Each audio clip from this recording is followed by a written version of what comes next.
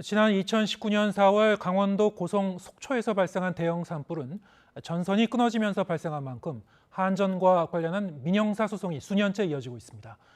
최근 이재민과 한전과의 소송에 이어 이번엔 정부와 한전의 구상권 1심 소송 결과가 나왔습니다. 홍성욱 기자입니다.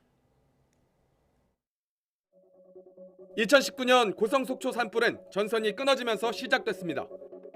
축구장 1,700개 면적이 넘는 산림이 잿더미로 변했고 1,800명 넘는 이재민이 발생했습니다. 산불 발생 직후 정부와 지자체는 이재민들에게 재난지원금을 지급했습니다. 주택을 철거하고 임시 조립주택을 설치했습니다. 이때 쓴 예산이 400억 원이 넘습니다. 이후 정부는 전신주 문제로 산불이 발생한 만큼 한전에 비용 상환을 요구하는 구상권 청구 입장을 밝혔습니다. 반면 주민과 보상 협의를 마친 한전은 정부에 대한 채무는 없다며 맞섰습니다.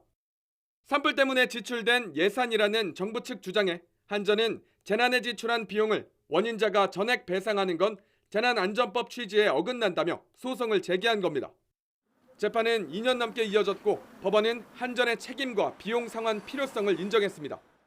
다만 한전이 이미 피해 보상금 562억 원을 주민들에게 지급했고 정부가 쓴 예산 가운데 산불과 인과관계가 존재하지 않는 부분도 있다며 비용 상환 책임은 20%라고 못 박았습니다. 정부와 강원도, 고성군, 속초시에 모두 60여억 원만 지급하면 된다는 겁니다. 이번 판결 결과에 따라 산불 피해 이재민들이 받는 피해 보상금에도 영향을 미칠 전망입니다.